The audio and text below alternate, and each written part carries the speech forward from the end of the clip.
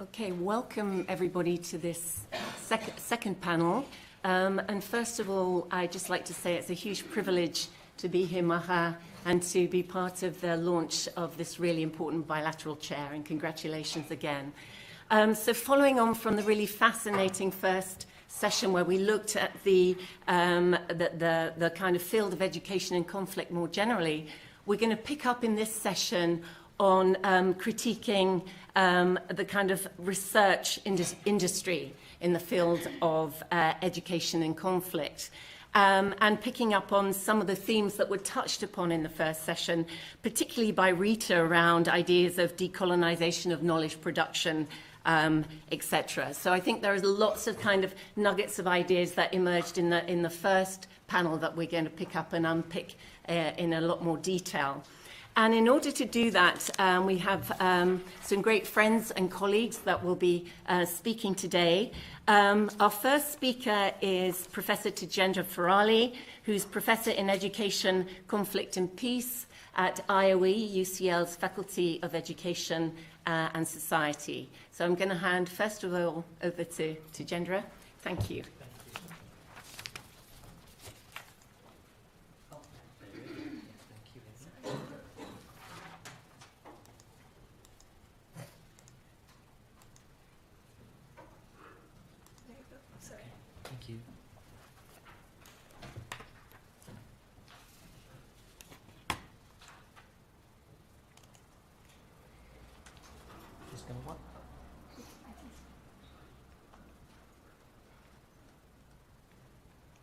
I'll just use them. Thank you, Elaine, for that introduction, and congratulations, Maha, for this wonderful bilateral research chair. We have been working on these issues for a very long period of time, and especially on Lebanon through our ESRC-funded relief work.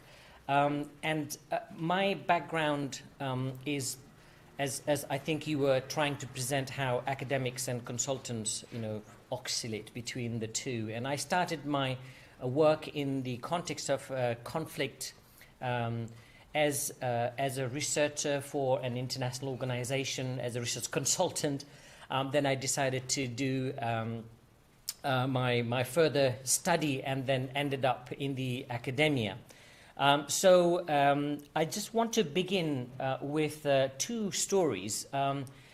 Some years ago, I was at a meeting in a UN house in Kathmandu, where just in the aftermath of the Maoist revolution, when Maoists had actually ended their resistance and signing the peace accord with the government, there was a meeting in the UN house where suddenly a huge number of humanitarian workers actually stormed into the country to help Nepal build peace, after the end of the civil war. And a lot of conversations that were happening in that meeting were completely out of touch with the history and politics and culture of the country. There were specialists, working for different agencies who had huge amount of experience from Sierra Leone, Liberia, and other sort of conflict-affected contexts. And they were expecting that these Maoist rebels would be suddenly disarmed and demobilized and reintegrated into the communities, and there would be a massive need for vocational training, and they would have to be provided with the employment. So all of those models that were experimented and mostly failed in some of those countries in Africa, conflict-affected countries in Africa, were actually being introduced in the conversations. So that actually made me think that how disconnected these conflict specialists were with the conflict in the country that was hugely political, and there were historical causes, there were issues around inequalities, power dynamics, issues around caste, ethnicity, and politics, most importantly, geopolitics. So that was a kind of a conversation which actually helped me think about these issues more critically.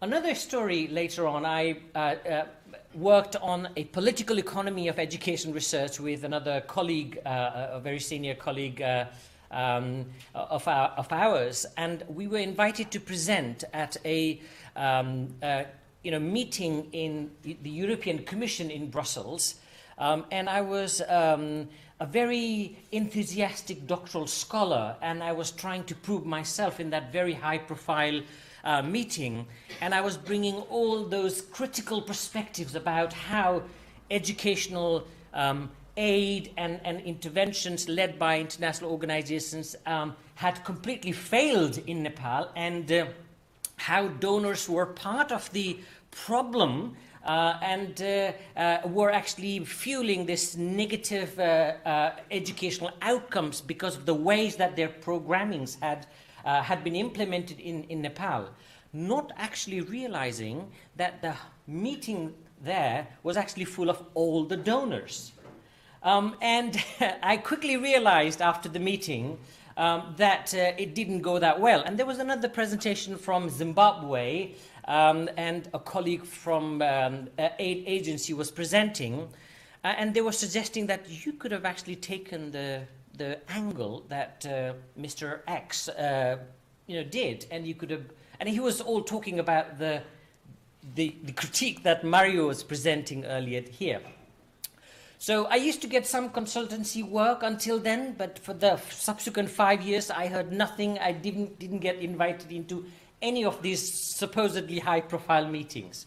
So these were the two stories that I wanted to bring forward, which is going to be reflected in some of the things that I'm going to talk about in relation to research in the field of education and conflict. As you would see that a lot of the arguments that Maha presented and Rita presented as well are going to be rehearsed again, because when we are talking about the problems of humanitarian interventions or a development response in conflict-affected contexts, research is an integral part of that framework. So it's not separate from the political economy of how these systems operate. And we saw that a lot of critique that is presented in this in the field of research is that stabilization of conflict context is what underpins the logic of research in most contexts, and there's very little appetite to engage with the root causes of conflict. So what are the grievances that marginalized communities have endured?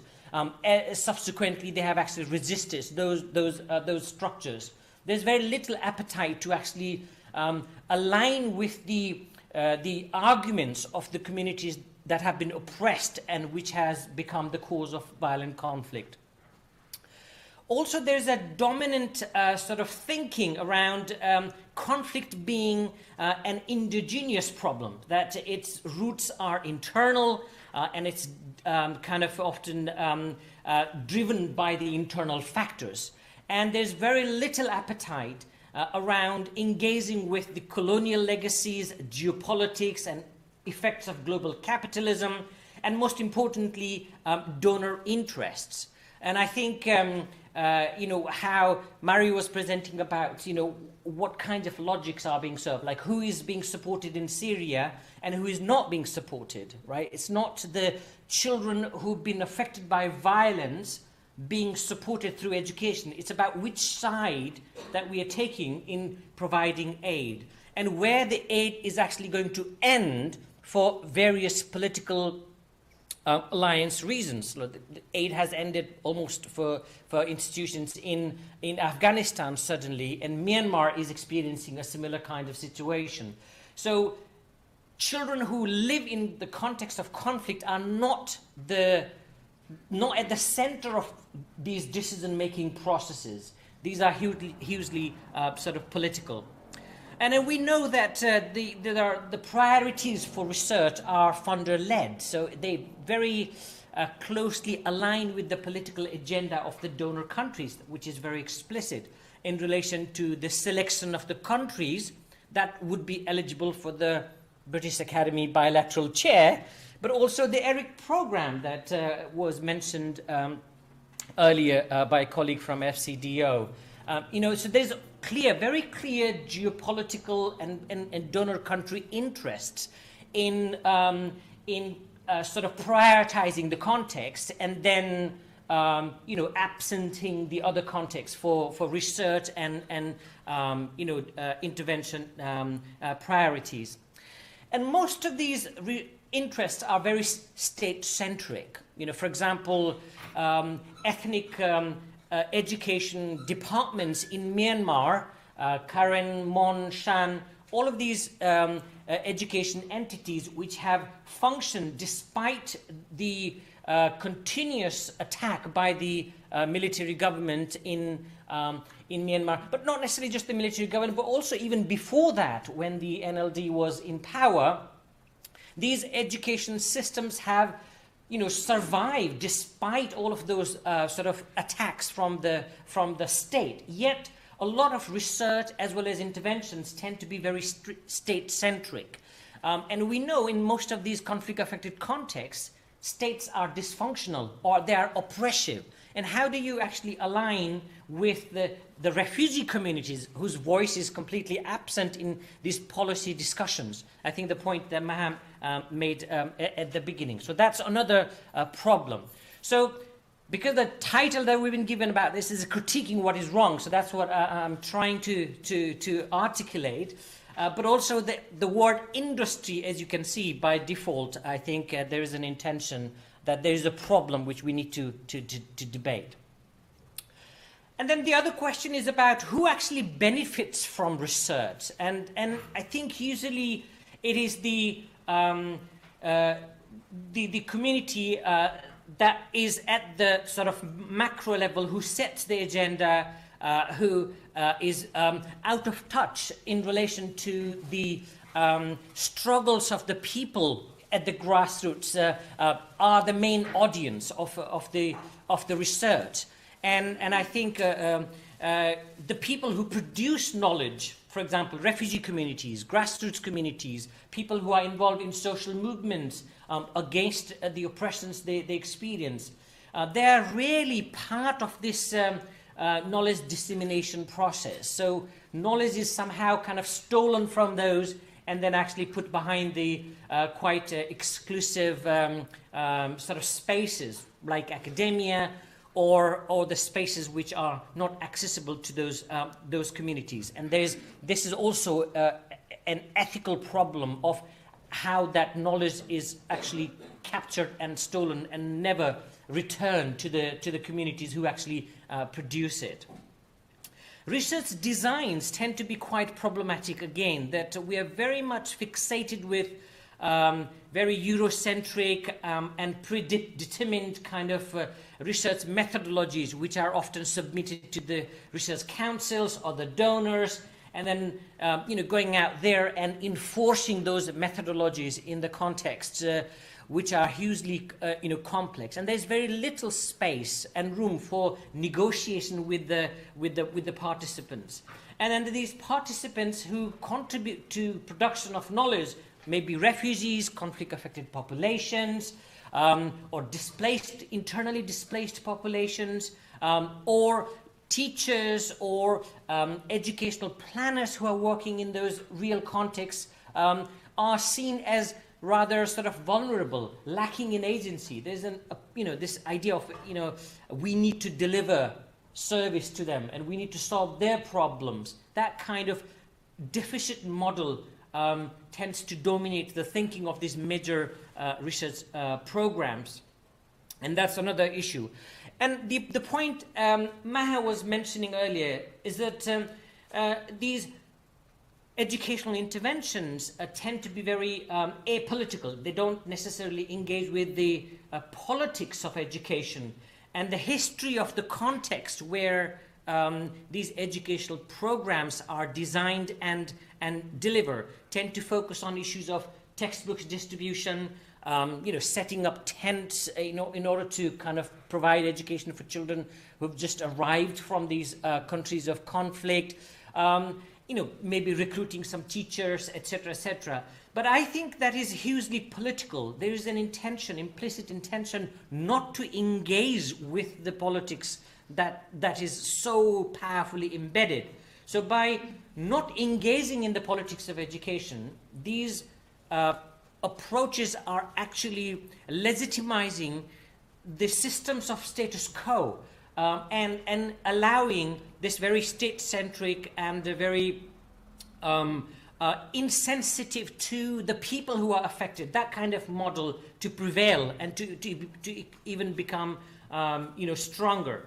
So I think that's another issue.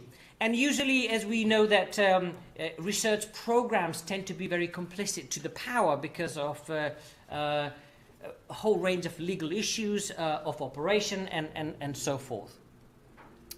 And as we know, the humanitarian aid, like development, and I think has been used to establish political legitimacy of an ally and criminalize an opponent, right? And then there was a great research project, a PhD research project that we supervised at IOE, which looked into the politics of evidence-based decision-making in Syria, and which actually revealed how evidence is actually used to justify the political positions of the actors, rather than actors being informed by the evidence that is generated from the field. So again, humanitarian aid, as Mario was talking earlier, certain lives are more important, and Butler's side is about than others, and usually Mark Duffield and Mario have written about how aid actually follows conflict. It's not necessarily education cannot deliver outputs instantly. You need to have sustainability. You need to have a long-term commitment in order to produce those impacts.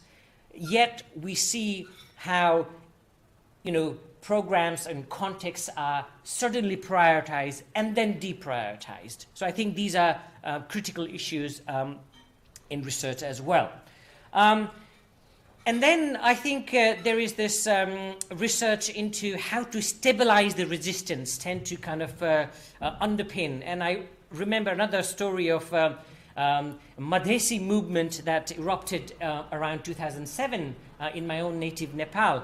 And one conflict transformation NGO actually went around looking for these activists who were rebelling against the historical oppression of the kind of hegemonic state in Nepal. So hill high caste groups had dominated power, and the southern Madhesi communities had been excluded from economic, social, and political opportunities. And there were young people who actually saw the post-war transition as an opportunity to transform those problematic structures.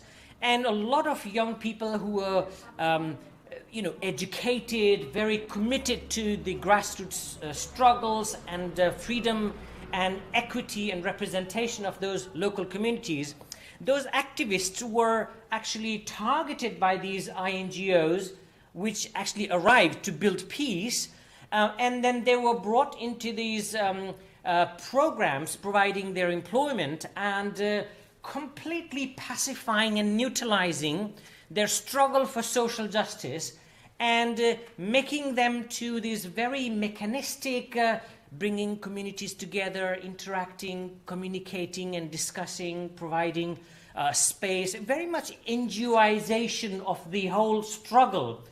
And this, a case of this young Madhesi youth, I still remember, who actually completely abandoned the struggle and then became a goats farm manager later on. And those are lots of examples how these INGOs actually work with the power structure in order to pacify the young people who are actually struggling for social transformation, to sort of transform the struggles, transform the structures which have been quite exploitative and have been exclusionary of these ethnic and marginalized communities in the context. So I think there is a risk of, I think Rita was mentioning about the perpetration of stigma through these organizations, and how this stigma as being a medical problem, while there are huge political roots of the experience that Palestinians are experiencing. And those examples are not just from Palestine. I think there is a pattern of that kind of problem across in other conflict-affected contexts, and research is actually complicit in reproducing those problematic narratives, which I think is a very critical thing to be mindful about. But then the final point that I wanted to make is about, I think we often talk about this idea of solidarity and allyship as scholars who are based in the Western context. And I myself find it, sometimes quite confusing in terms of my own role as someone who is committed in extending solidarity or working with the agendas of the grassroots communities, and still operating from the world's global university based in London, and speaking at Cambridge University like this one. And where do I locate myself in expressing or extending my solidarity, and how do I justify my positionality to become a part of these struggles that local communities and grassroots communities are involved in, whether they are Syrian refugees in Lebanon, or Palestinians in West Bank, or Madhesi's in Nepal, or Karen communities in Myanmar. So what is my role as who I am? Does it make me more justified as someone who comes from that part of the world, more kind of authentic to actually represent the voice of the people? Or is it about tokenistic representation of colleagues and individuals? Or what about my own co-optation of the narratives that being co-opted in the narratives which have become historically problematic? We are questioning and challenging these hegemonic sort of epistemic violence that we are talking about, and people like ourselves who have been trained to become part of that structure have no authentic claim around being any different from the whole mechanism and structure that produces everybody else that we are critiquing. So I think there's this idea of falling under the weight of our own critiques. Even though we talk about it, we write about it, where does that put us? So Levinson and Holland and their work, and it finds, educational anthropologists tend to do a lot better work than the people like, in social sciences when it comes to these issues around micro-level, dynamics. So if you allow me, so I want to read this quickly. And they say that in our research and writing, through our own ethnographic practice, we may valorize popular knowledge and values. We often serve as advocates of subordinated groups, attempting to show the logic, vitality, and dignity of their cultural worlds. We serve, in other words, as vehicles of what has come to be called counter-hegemonic discourse. Yet, we also stand at the top of dominant educational institutions. We are the products of their knowledge-making machinery. However much we may have resisted in this machinery, we bear the handiwork of its imprint. The inescapable fact makes itself apparent in the way we tend to reinforce disciplinary boundaries and accept existing distributions of symbolic capital. Our contradictory formation also becomes apparent to us at off moments of our teaching, when we find ourselves uncomfortably at the nexus of authority and knowledge we so often examine and critique in our own research. How do we react to college students, often members of precisely those subordinate groups we valorize in our research, who contest our own theories, and explanations? Do we encourage a rich welter of voices in the classroom, even when such voices may be inimical to our own critical project? And I'll leave it there. Thank you.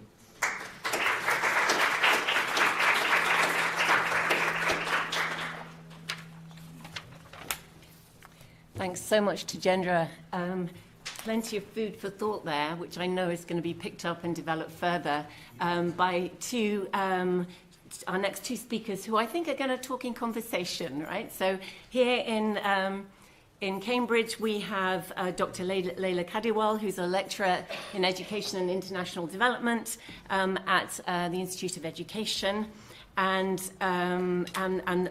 works on the intersections between identity and education in conflict-affected settings. And in Lebanon, we have Dr. Leila Kadiwal. We have Dr. May Abu Moghli, who is a senior lecturer at the Center for Lebanese Studies and co-PI on the British Academy programme. Welcome, May, and I'll hand over to you both. Thank you, Elaine. Oh, can everybody see me? Can everybody hear me? Yeah. I have I had cold a couple of weeks ago, but my eardrums are still like covered with my own, so I can't hear my own voice. So at any point you stop hearing my voice, please ask me to be louder. Thank you so much, Maha, for, first of all, congratulations on this very important center. And I have thoroughly enjoyed conversations since this morning. May, do you want to say? Sure. Thank you, Leila. Thank you, everyone. In the spirit of decolonization, I'll start by saying al-afiyah, marhaba. Also, Leila and I chose to be in conversation to also break that individualistic culture of higher education, where we as quote-unquote experts do our own work and present individually and as individuals who are separated from their context, and the solidarity and working together with other colleagues. So in the spirit of that, Leila and I will be in conversation today. So thank you very much for listening to us. Okay, Leila? So our question is, what can decolonial insights and critical race theory insights and anti-racist practice can inform critical theories and humanizing pedagogies that many of our academic colleagues and ourselves we use in our work, right? And we do think that these help us revisit some of the assumptions underlying humanizing pedagogies and critical theories we use in our work. And this critique emerges from the experience of people who have been persistently objects of research. So we thought there is a merit to engaging with that scholarship and seeing how we can expand our own critical take on what's happening in this field. So just before we move ahead, this is a way of thinking that May and I have been developing. So we would very much appreciate your feedback and comments as well during the break, because it's a work we want to push ourselves in. May? Sure. So we'll start with something that our colleagues previously talked about, so about positionality, which Tejendra has highlighted already.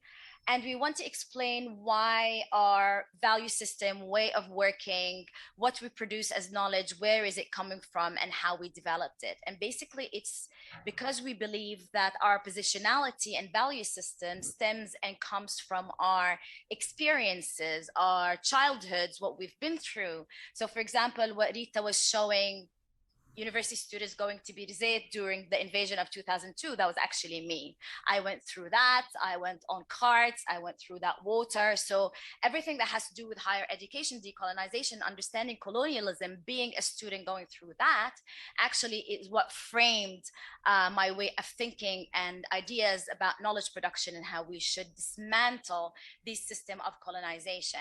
So I come from families and generations of dispossession, refugeehood, settler living under settler colonialism, working under that apartheid and exile, be it forced or voluntary, and a compounded trauma. Leila?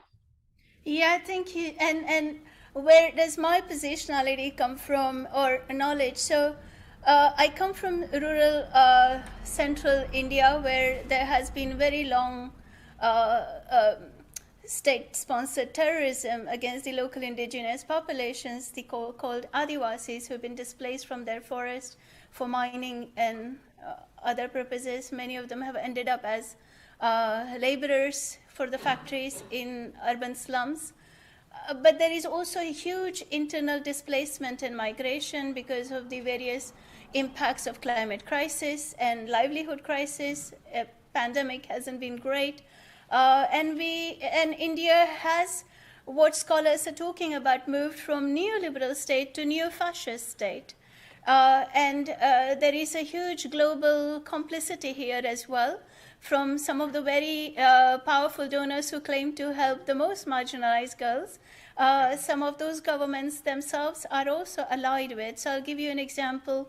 Boris Johnson. Now, despite this warning from Genocide Watch that India is on the 5th stage of genocide, which is state has developed capacity to carry out mass killing, and there is institutionalization of particular kind of citizenship laws that have been compared with Nuremberg laws and what happened to Rohingyas citizenship laws. Despite that, Boris Johnson went to India, called Modi my special friend, and made it possible for him to receive more weapons and military support with less bureaucratic hurdles from the UK. So for me, decolonization is not a theoretical choice that, oh, I have a privilege to choose whether I can take that angle or I don't take that angle. It's a matter of survival. So over to you, May. Yeah. So I'm not sure what's happening. I think you went quite ahead. Yeah. Oops. I don't know what's happening. Sorry. Can someone? The battery is running low. Battery is low. Is your battery low or battery here is low? No, here. I think it's here. Okay, so, but there is a very strong. Can I walk around a little bit, or do I have to stay here? Yeah. Okay. Okay, but there is a great deal of resistance. So my knowledge is what Aziz Chowdhury, one of our dear intellectual radical activists and friends, said, struggle knowledge. So quite a lot engaging with that struggle knowledge, which comes from marginality, which is not sight of just like as vulnerable population, but they are really resisting and producing knowledge, which is very powerful struggle knowledge. And that's where I'm going to be speaking from. May? Leila, can you speak a little bit slower because of the interpretation? Sure. Okay. Sure. So, do you want to talk about the slide too? You know, that's fine. And I don't see myself as decolonizer, because those who are at the grassroots fighting these battles are the one at the front line of facing coloniality. I face different types of coloniality, but I'm just using my privileges. So just to share a story where my own huge transformative journey took place, I had bought into saviorism, you know, as a daughter of petit bourgeois in my own village. I had bought into saviorism that Adivasis need, you know, they're backward, we need to help them.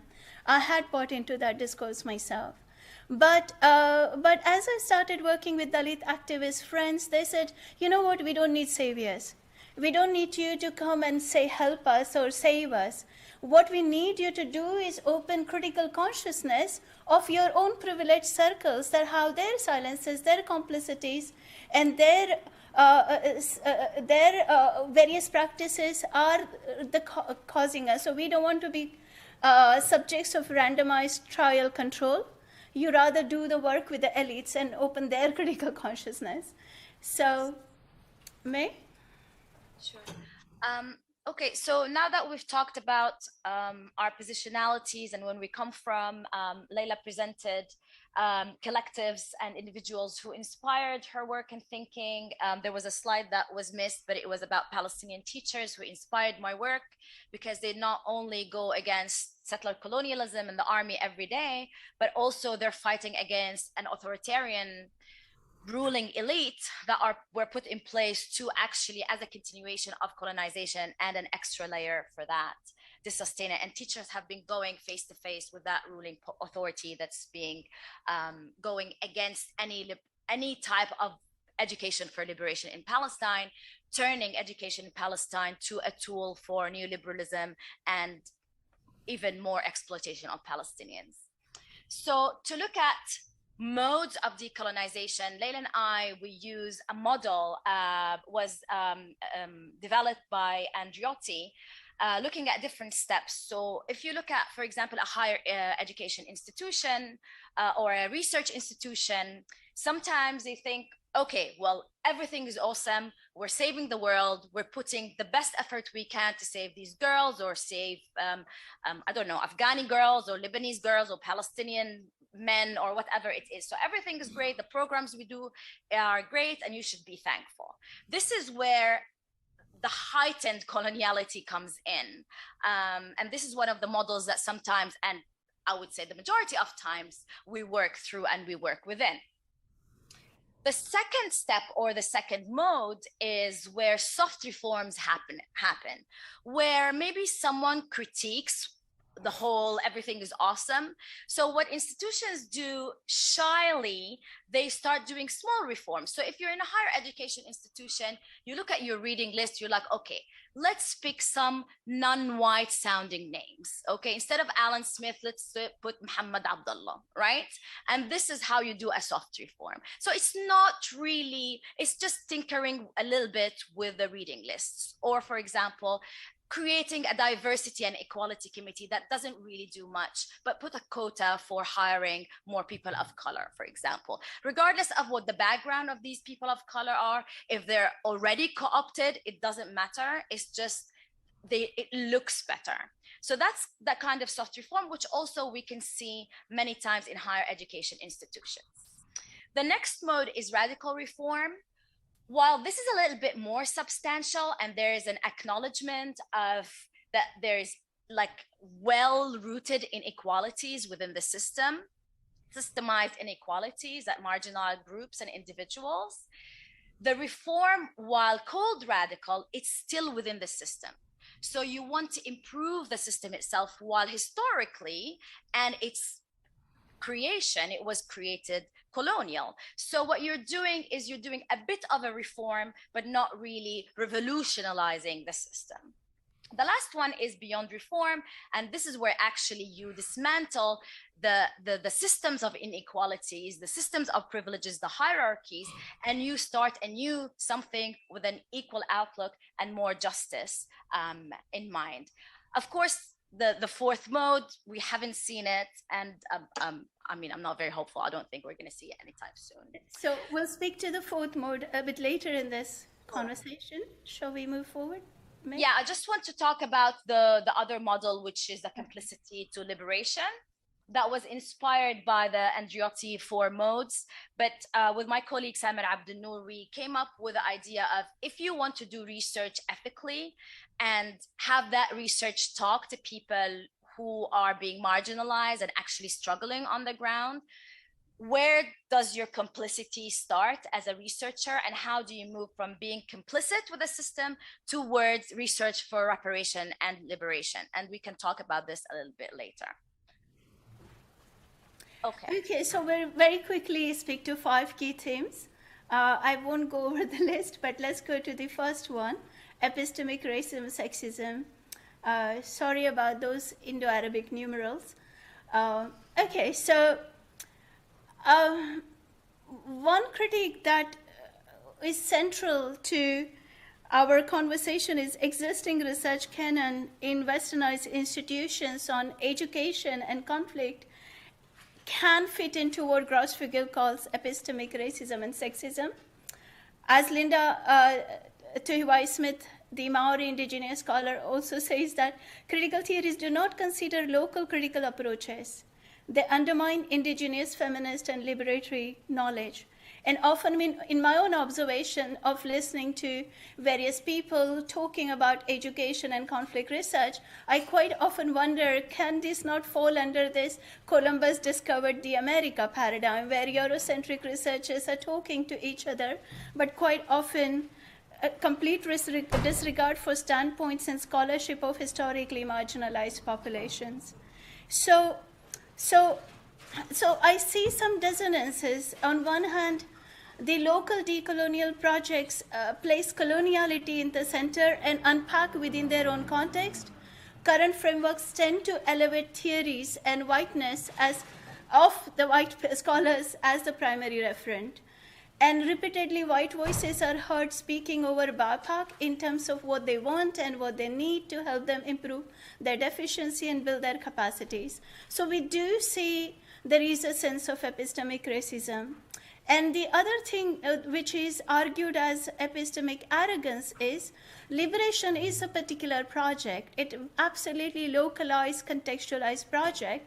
And yet, in a lot of abstract theory building, there is denial of indigenous worldviews, values, and approaches to research. So next one. And the third concept that's relevant to this is, I think increasingly there is an invitation from anti-racist activities, a praxis, that let's look at our literature reviews, our global reviews, our research papers, our canon of knowledge. How are darker-skinned people depicted in that? Do they often occur mostly as data, or they occur as actively producers of knowledge? So if I'm researching on conflict in Kenya, to what extent marginalized scholars and their genealogy of support and knowledge actually informs the standpoint rather than my theories and us measuring them against that? So I think there is a little bit of those concerns here. And also there is structural white supremacy in the entire international development structure, but also how Maha was talking about even membership fees, that if you have $10,000 to pay, then you can be member of particular committees. So there is pay gap. Who gets valued? I mean, I was in Pakistan for some research. I shouldn't have been in Pakistan to start with to do that research. And yet, I was treated as having much more valued knowledge by UNICEF representatives than the scholars who were very much more rooted. And I was supposed to teach them and build their capacity. So I think, there is whose knowledge is valued as experts, pay gap, who makes decisions in terms of which theories to use, which knowledge to be canonized. There is also power, unequal power relationship, and also funding. As Maha was saying, who is giver of funding and who is receiver of funding. In fact, the whole game is rigged, and Elaine, May, myself, and a couple of other colleagues have run this privilege walk so many times. Recently Elaine was involved in BASE. So this privilege walk is about just 10 sentences to unpack the inequalities in our field, intersectional inequalities in our very field. And you see our white scholars, colleagues just simply went ahead in that privilege walk. Our black colleagues were right at the bottom, and the people of color, brown, people like me were somewhere in the middle, but towards bottom. There is a racialized hierarchy in our field, no matter how much critical theory we use. But underneath is also, it's a really paradox that even being able to talk about social justice is underpinned by so much of intersectional inequalities. So and this is a recurrent fact at the moment. So there is epistemic racism and sexism and other intersectional inequalities. Now we'll move to positionality. Now, one issue that has, May, do you want to add anything to the first point? Yeah, I mean, we haven't talked about ableism and ageism, of course, in our field, but we need to look at inequalities in a very intersectional way. And we chose to just highlight sexism and racism, but that does not mean that we are not very aware and we understand that also the intersectionalities include ableism and ageism and other lots of isms that are imposed on us. Yes.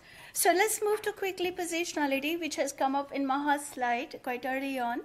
And also Tejendra touched upon that, complicating our own positionality. That was fantastic slide that Tejendra ended with. Now, the second feature of knowledge production in education conflict are a mythical claim to neutrality. Quite often, authors do not locate where they and the authors referenced in their work stand in the racialized and casteized geopolitics of knowledge production. Often, researchers appear to be producing godlike knowledge from the top. And, you know, there is this Gross-Figels critique that there is this westernized universities are underpinned by this idea, I think, therefore I am. But as Enric Dussel, the philosopher, observed that this way of producing knowledge is made possible by centuries of conquest and domination, and by seeing oneself as the center of the world. That you can be in the imperial center of the world and actually producing knowledge about tons of different parts of the world. And Gross-Figel asks, why do white men from 5 geographical locations enjoy enormous epistemic privilege in social sciences and humanities? And these are Italy, UK, USA, France, and Germany.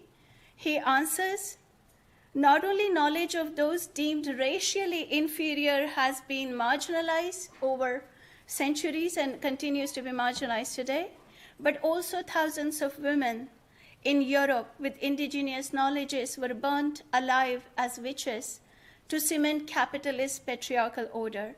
And therefore, this is not the case of I think, therefore I am, and I think, therefore I'm traveling to multiple countries to study conflict, but this is the evidence of I exterminate, therefore I am. There is a huge colonial processes that has ironically made it possible for some of us to then play that role of, you know. So the next is positionality is not about identity politics. I know May and I have encountered this question quite often, that it's identity politics.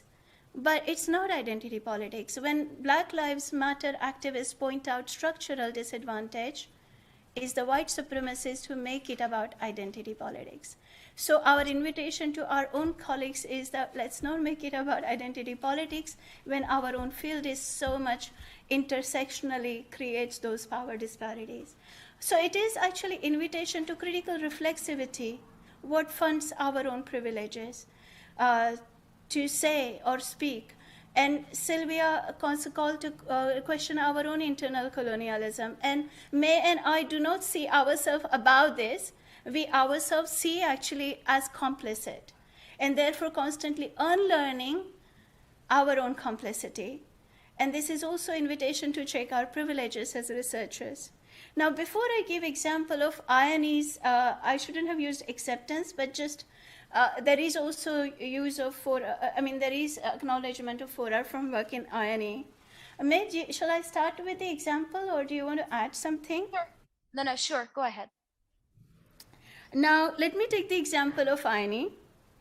It has also added in its resources the 4R framework to analyze education in conflict, and it's a popular framework among our students and many colleagues. Authors use it analytically. They use it with humility as heuristic tool, and it asks us to unpack the context very closely. So I just want to say, Mario and the authors, this is not the criticism of the framework itself or the author's work itself. And we know science is not dogma, and healthy criticism adds to richness of conversation. But it does raise the question of whose theories get accepted in the framework and circulated through the entire knowledge, political economy of knowledge, and through capacity building workshops around the world, and through our courses, and which frameworks do not. From our own struggle and learning from anti-racist and indigenous struggle, we have noticed other kind of 5Rs. We have noticed written, right to return, whether it's in Palestine or indigenous communities in Guatemala and Mexico or Adivasis.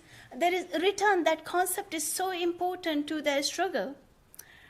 Repatriation, If you look at indigenous American struggle in the settler colonial state of USA, they've been talking about decolonization is not a metaphor. We are literally talking about repatriation of stolen land. And there is also a question of recognition. So as Young and Tuck argue that they are not asking for recognition within the settler colonial state. They are not asking for redistribution in a racialized capitalist system, which is essentially based on racism, exploitation, and extraction. They are not asking for representation in a white supremacist institutional structure. So you might limit yourself to redistribution, representation, and recognition, but none of these are part of the indigenous struggle. In the context of USA, they are asking for repatriation of land that was stolen from them. So similarly, indigenous struggles tell us recurring about the need for reparations for centuries of humiliation, extraction, and damages.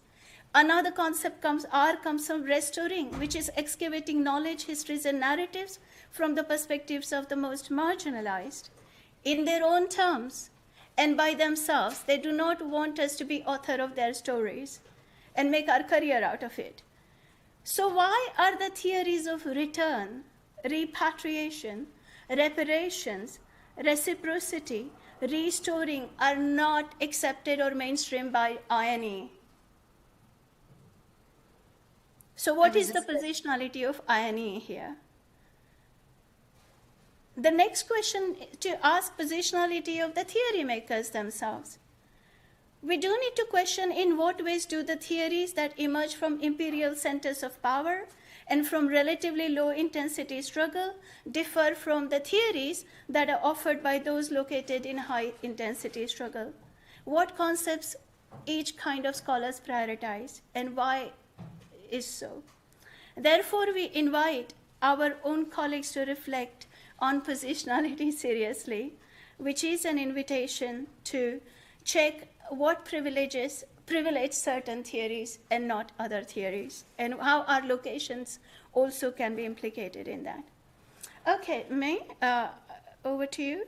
Yeah, just one of the things that I wanted to note based on what you've mentioned, Leila, because these frameworks, going back to Maha's point of depoliticization and the obsession of depoliticization and that education is a humanitarian mission and not a political project, is basically picking these R's that are easier to depoliticize. When you talk about resistant repatriation, right of return, these are very heavily political, not only terms, but also actions. So selecting them is, or not selecting them, is also a political position and a political decision. So moving on to the next one, and this has been already mentioned by our colleagues throughout, so we will not labor the point. But there is a serious lack of discussion. So we want to mainstream gender, which is very important, but also we need to recognize coloniality of gender regime that Mario hinted at very helpfully. But how about mainstream racism and anti-racism, and why is this entire intervention is silent on racism? And if we draw upon Toni Morrison to insist that race does not exist, is to announce its centrality. So donor reports want us to see the altruism of the donors, helping the refugees and the excluded girls, but they conceal the darker side of the donor agenda. They do not show, for instance, the USA or UK's role in emboldening conservative groups around the world, providing them weapons, and thwarting their democratic struggles. These donor reports hide imperialism, genocide of indigenous peoples, enslavement, land confiscation, oil politics, salt capture, water war, the connection between our privileges here and displacement there. Instead, the reports praise the donors for being the heroes who are out to save excluded people in the world. There is also a tendency to offer cultural explanations, and as Mario very rightly identified and Tejendra very rightly said, how they are tied to donors' own geopolitical agenda. Also, the framing of interventions in humanitarian language makes it difficult to critique them. because it's all, you know, like this white angelic figure, oh, we are very noble, we are going to help, right?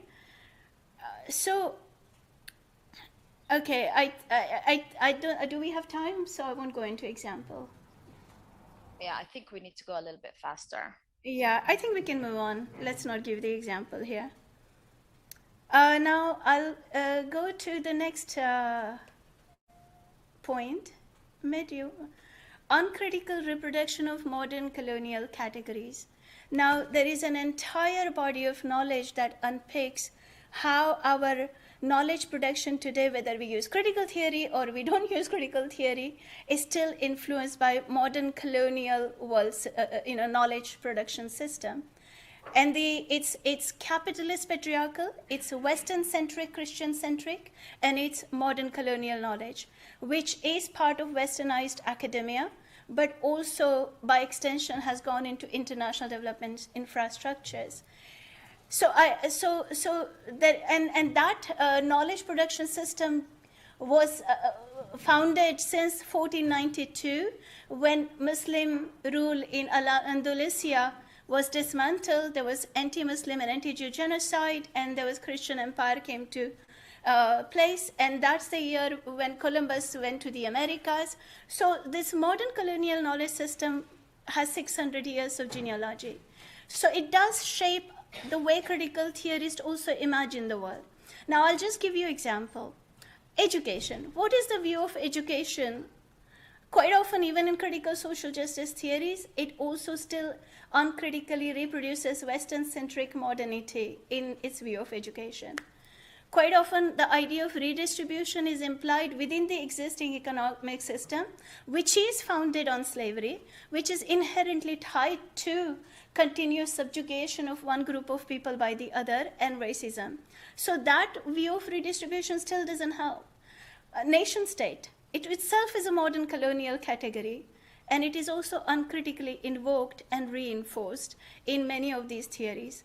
Gender, again, that is also mainstreamed, but as a homogeneous and static construct, as if all girls have the same homogeneous lives everywhere, and they are not discursively constructed within the particular colonial, imperial, extractive, and other, modalities. So we do come across those dissonances regularly in our own work, despite the good intentions of many of these works. May? Okay, so in the benefit of time, I'm just going to go through the really quickly. So what we also witness is what we call decolonizing washing.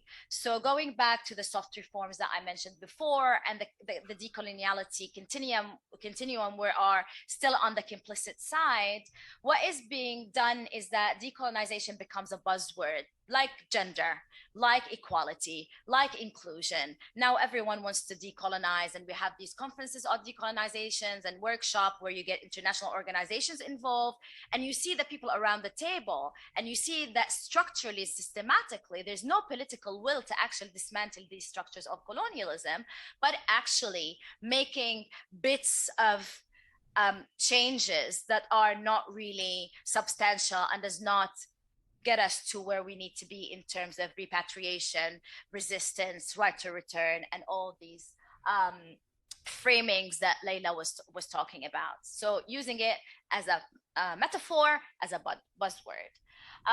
Lack of fundamental shift in power, of course, you just hire a couple of researchers who are always your research assistants. Going back to Maha's talk, the PI is always Westerner, while the research assistants are always quote unquote local. Co-optation by various actors, of course, we've talked about this before, is that the willingness to actually go all the way towards liberation and resistance and repatriation is that not there because you are co-opted by different systems, because the individualistic neoliberal system does not allow for collectivist liberation, but individual salvation. And that all leads into what we term, like there are three things that we look at, particularly in the research processes within the field of education emergencies, where there's violence normalization. What the research actually does in the way we're processing it and practicing it is violence normalization, objectification, and silencing. Violence normalization is the example that was mentioned by Rita, and then Tejendra highlighted it, is that when talking about trauma in Palestine for Palestinians, is it just trauma? Is it a medical issue? Of course it's not.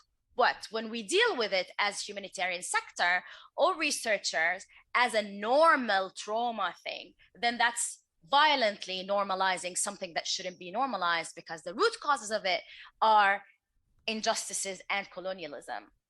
Objectification, of course, the people we work with, particularly what we call research participants, where they become data. So human beings become data, the places where people live, work, have children, eat, become the field for us as researchers. And this is really dehumanizing and objectifying. The way we reduce people and people's experiences into data numbers that we send to research assistants somewhere around the world, in the UK, for example, to analyze without realizing or understanding the context, that's objectification. And finally, silencing, of course, if people we work with say something we don't like, when Palestinians talk about resistance, it becomes resilience, because the donor does not like the word resistance. They like the resilience. They don't like sumud or steadfastness. They like resilience. So it's all these changes that make us complicit in silencing the voices. And we say we speak or we give voice for the voiceless. Who are we to give anything? And who are we to call people voiceless? Leila? So there are some of the ways. How long have we left now? 2 minutes. Thank you, Elaine. There are some ways forward, and we are not saying this is the exhaustive list, but mainstreaming anti-racism in our sensibilities, in our use of critical theories or social justice theories in our courses, in our worldviews is very significant. Political reflexivity on our own positionality, what knowledge are we privileging, theories we are privileging, whose theories are we privileging, where are they emerging from, how are they might be silencing other ways that emerging from people's own struggle, who are actually the sharp end of receiving violence. I think this political reflexivity, reversing the gaze, which our speakers today have done so brilliantly, right from to Mario, to Tejendra, to Rita, to Ahmed, to most of our other speakers, that as if conflict exists in the global majority, and we are all saving them. So instead, reversing the gaze, how are our own policies and assumptions and practices are interconnected here. Also, decolonizing research is fundamentally about, as Linda Tuhiwai Smith says, is fundamentally about self-determination. Is the marginalized population should be able to choose their research question and research in the way that is transformative for their own self. And we know that our westernized academia, in structural sense, tend to come in tension with that. Quite often we know that indigenous populations don't want to be treated as data or as laboratory on which we can test our theories, and yet we see some of those practices continuing. Also the issue of long-termness and reciprocity here, then extraction. May? Okay, I think we probably have run out of time, but we can share our slides. Yeah, it's just some pointers that we thought after all of this kind of reflection, maybe it's some practical issues that we might want to look at when we are designing or implementing our research, why we're doing it, who's benefiting, how careerist are we, how much are we benefiting from people's struggles for our own benefits and as individuals, and colonial academic institutions and higher education institutions. There's also a list that I'm happy to share with you if anyone is interested, where thinking back at the decoloniality continuum, going from complicity to liberation, some of the issues that we tested to move from towards the liberation side of the continuum. So happy to answer any questions after that. Leila, would you like to comment before we close? Yeah, I mean, just ending with Maya Angelou's wonderful saying do the best you can until you know better. And when you know better, do better.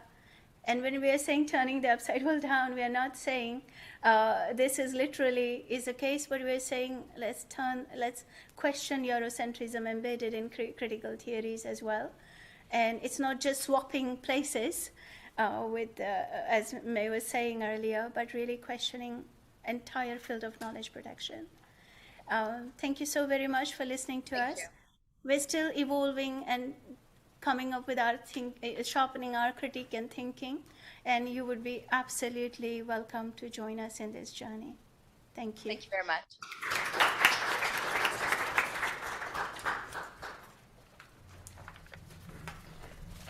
Thank you so much, Leila and May and Tejendra, for those really, really thoughtful interventions.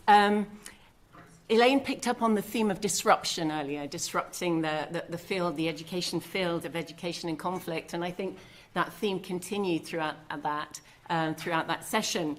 And I think disruption, unsettling, I think we should all feel unsettled by those presentations, right? It comes to the heart of what we do, the questions that we ask about what we're doing in a particular space, what research we're doing, why we're there. How we're understanding the nature of conflict, the nature of education and learning in conflict settings, from whose histories, whose perspectives, whose experiences, whose theories, whose concepts, etc. So I constantly find these discussions unsettling, and I think that's important because it brings us back to key questions about the work that we're doing and what we can do from our positions of privilege, really, to unsettle, redefine, reframe, the modes of research that we do and the power structures that underpin them. So I think it's a call to all of us, really, to continue to reflect, to surround ourselves by others with different positions, with diverse views on the world, diverse voices, and remain challenged in those spaces. I think that's incredibly important. I think it would be nice to end on one or two questions if we have time, Maha. So questions to the speakers. We have about maybe 5 or 7 minutes. Yeah, over to here, or any questions from Lebanon as well.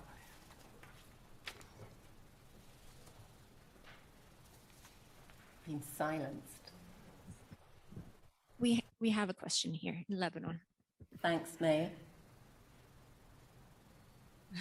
Hello. Well, you just said something about objectifying the individuals in my sample, and I think all researchers kind of do that.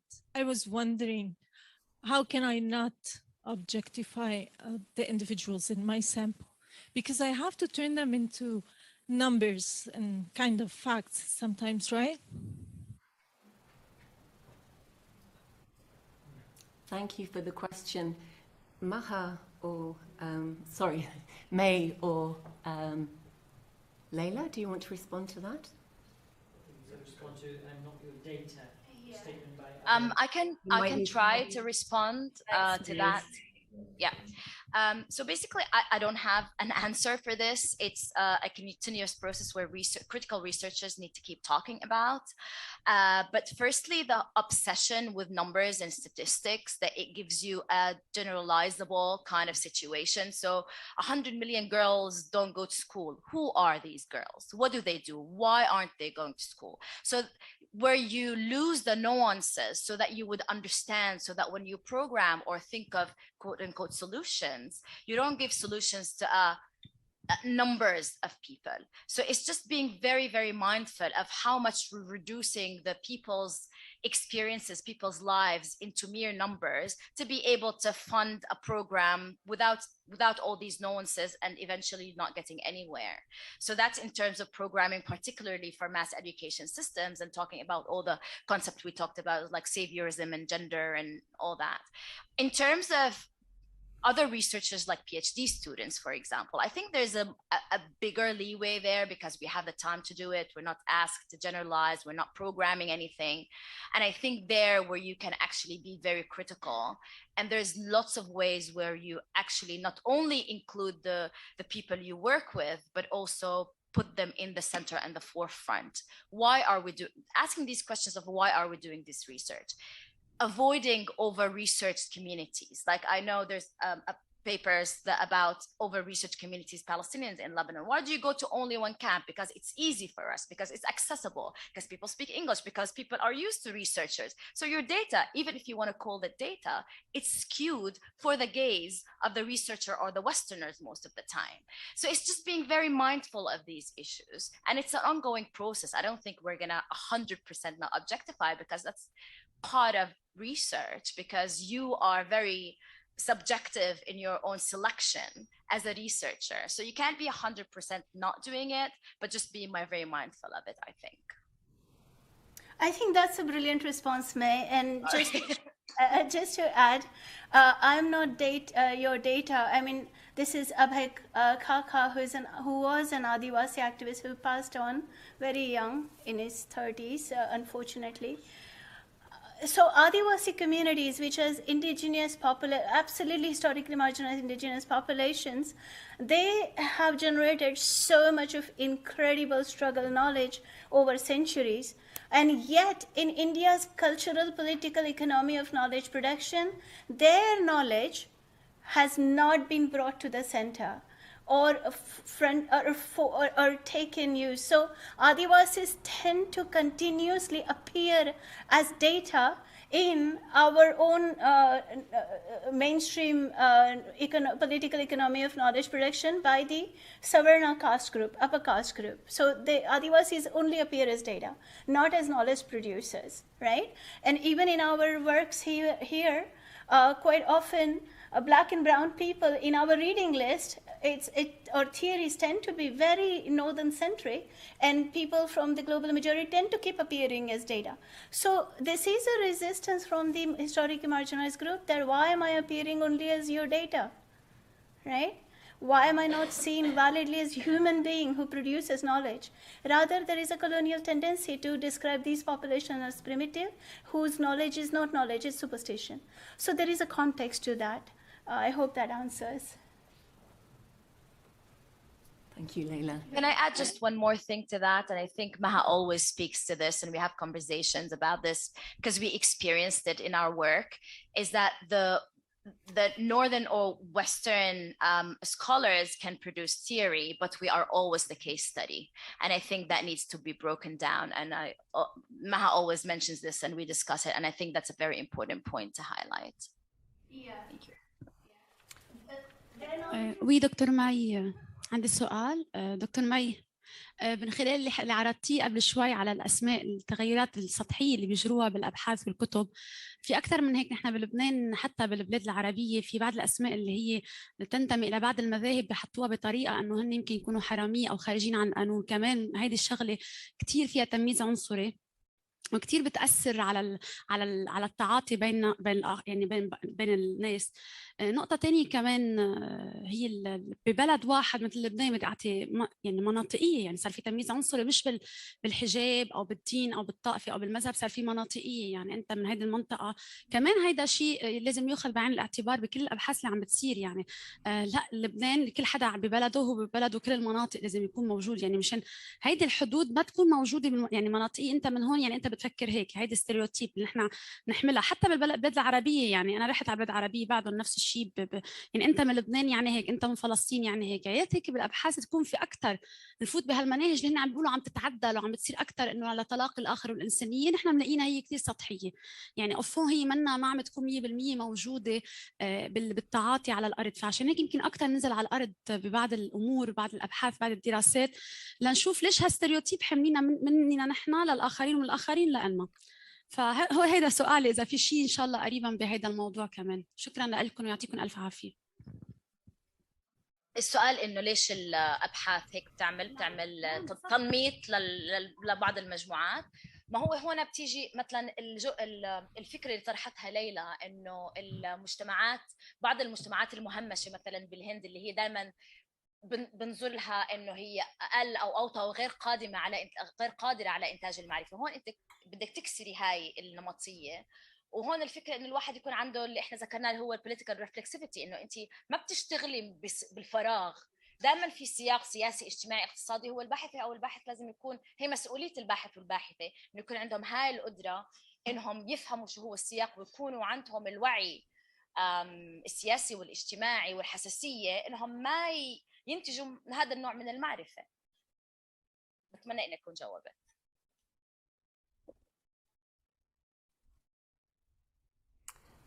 Thank you, May. And thank you. Sorry, we need to switch back on interpreting. And thank you for the questions. I think they're really, really important. And hopefully we can continue the discussions over lunch, which I think it's time to finish now. Oh. Okay, it's clear, great. I just wanted to say very quickly, if I may. Yes. One final intervention. Yeah, thanks very much. I think when we talk about structures, and it's very difficult to kind of identify the oppressor when we talk about, structural oppressions, and that's basically is also the problem. But also there's another problem of continuous critique, I think, in our field, that critique is very important, but also we need to channel our energy around the pockets of hope that are emerging in some of the orthodox institutions and some of the structures that we actually critique, right? So Maha is the bilateral chair of in Education and Conflict, funded by the UK taxpayers' money. To me is an opportunity, I think, that and that we are discussing all of these critical ideas here, is that there's no absolute absence of positivity or sense of hope, and I think we need to capitalize on this. And we've worked on the project for about 5 years, and we have engaged in these conversations on a very regular basis, and we have tried to be quite genuine and try to challenge these structures together. So I don't think we are up against each other. So I think we need to think about how do we maximize the potential of these possibilities which are already emerging in these spaces.